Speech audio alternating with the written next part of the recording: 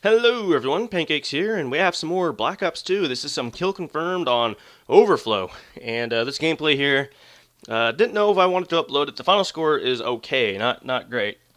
And you guys don't really care as much about the final score as I do, I know this. I tend to be very OCD, very perfectionist about what I upload. Not as bad as like like CNanders, because he usually just uploads flawless games. But in the sense that, I try not to upload gameplays that are, say, too far removed from, say, a 10 kill death. And, 49 to 6, that's basically an 8 to 1, which is off my little magic number. So I didn't know if I wanted to upload this, but no big deal. I think that the reason why I tend to be so OCD about stuff like final scores because I want to make sure that I'm not becoming complacent. I want to make sure that I'm not uploading content that's subpar.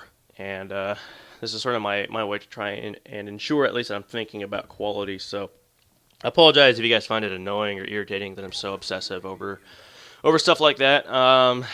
But but yeah, I mean this gameplay here, I mean it started off pretty good. I think at one point in this match I was like 40-3, and it just kind of kind of goes downhill towards the end. I don't know if I was getting lag comped or bad luck or just playing poorly. But I don't really like uploading games like that where I do really well at one point and then do really badly at another point. I don't know. I think that could just be the OCD part of me talking again. But anyway, I'll get off this conversation. um, but yeah, I figured that you guys just kind of wanted to see some content, that at least as long as it wasn't terrible. And I just wanted to talk. That's all I really wanted to do here and give you guys sort of an update as to what's been going on because it's been a long time since I've uploaded here on YouTube. And I do apologize for that. I've been very busy the last couple of days. I know it's been, for me, it's winter break now. Actually, I'm going to be on winter break here for probably the next month or so. So that's pretty awesome. But it doesn't mean I've been, it doesn't mean haven't had anything to do. I've been actually very busy here. First thing, of course, I had to set up my old man cave here in my bedroom, and I have this very small, I guess you could call it a table. I'm not really sure what this is, but it's like this little counter sort of. It's weird. Let's just say there's not a whole lot of space here, and we'll just call it a table.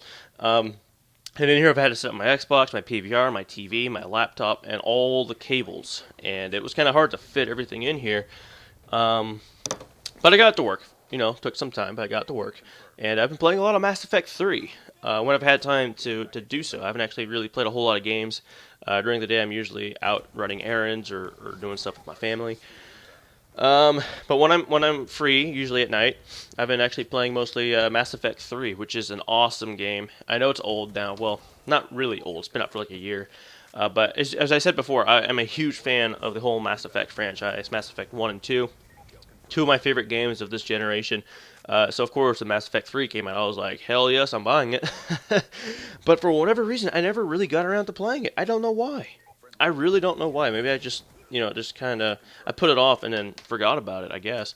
Uh, but yeah, I've been playing that, and it's fantastic. I don't know the ending. I know that the ending apparently is a bit controversial, so please don't spoil the ending for me. I want to be able to experience that for myself. But if you have not yet played Mass Effect or Mass Effect 3 specifically, definitely recommend checking it out. It's a really fun game.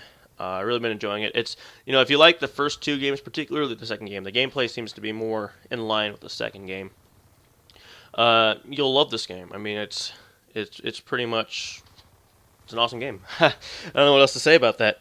Um, so yeah, in terms of Call of Duty content, I do have some more gameplays lined up, and in the future, probably like for example, after I record this commentary, I'll probably go and play some more Black Ops 2 and get you guys more content. But do not worry, there's more on the way. Um, and yeah, that should be pretty good. Anyway, what did I want to talk about here next? I guess the next thing here to talk about is Doom. Because I know that a couple of you guys had asked me about Doom. Am I going to be doing more of it? As if you guys recall, I uploaded the first episode of Ultimate Doom. There are 4 episodes to that game. I actually set out to record it the other day, but it was, for whatever reason, I was kind of out of it, so the commentary was pretty awful, so I'm probably going to redo that. Don't know when yet. I have to install Doom on my laptop here and give that a go, but certainly I haven't forgotten about it. I've been pretty busy, and I'll get around to it probably, hopefully, within this week or so. So I appreciate your patience with that. And if you have not yet checked out the Doom Let's Play, I'll leave a link to the first episode here on in the link of the or in the description of the video here. It's really fun. People who've watched it have really been enjoying it, so definitely recommend it. It's pretty exciting. And if you guys didn't see my last video, it was a domination on slums. I'll leave a link to that as well, just in case people didn't get to see that one. I went over some real basic tips with for domination and such. But anyway, I guess in this match here, for the remainder of the video, I can get into some basic tips and tricks for kill confirmed, which I don't think I've gone into too many tips and tricks for that yet. Kill confirmed.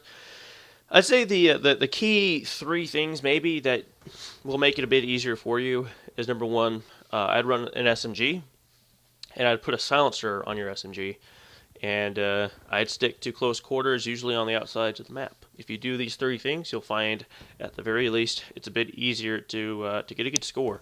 The SMG, of course, is because with Kill Confirmed, you're going to want to be up close. I used to play a lot of Kill Confirmed with assault rifles. And in Modern Warfare 3, it worked okay because your teammates could pick up the tags and it'd be no big deal. In this game, however, the teammates pick up the tags, you get robbed of like 75 points, which sucks. So you want to pick those tags up yourself. And so using an SMG is definitely the way to go. That's probably why you're going to see that for the vast majority of the gameplays I upload that are kill confirmed, I'm going to be running an SMG. That's pretty much wise because you got to be real up and close to pick up those tags to get those score streaks. The silencers, because as I said before in this game, you tend to do less damage, I think, per shot. There are a couple of guns that are pretty powerful, but for the most part, you do have to put a few more bullets into people to get the kill. And as I said in my Halo 4 video, when it takes longer to kill your opponents, if you come up against, let's say, 3 or 4 people, or 2 or 3 people even, it can be a bit difficult to kind of engage them head on and expect to win. For example, with with Modern Warfare 3 or Modern Warfare 2, you could kill people so quickly that it was no big deal. In Modern Warfare 3, you put rapid fire on like a PP90, and you could spray someone down instantly. In this game, you can't really do that. So the suppressor helps because it kind of delays their reaction time a bit, so it gives you a bit more time to get more shots on them and to get those kills. So that's something I'd recommend also. And the third thing, as I said, is hang around on the outsides of the map. That's kind of how you should navigate any map, but it's particularly important in games like Kill Confirmed and Team Deathmatch, where spawns tend to be a little bit more random. It's also true in free-for-all. It helps you to kind of control that a bit by keeping one side of your body protected. And I think that's probably the best way to go. And try and stay, of course, in those tight areas, which is not that hard because Black Ops 2 has a lot of those types of areas in these maps. And that should help you to utilize your weapons to its fullest potential, I guess you could say. So anyway, really brief, really basic tips. I'll try and get to maybe a bit more in the future. But I hope you all enjoyed the video. I'll get more Black Ops 2 up here pretty soon. And I'll see you guys later.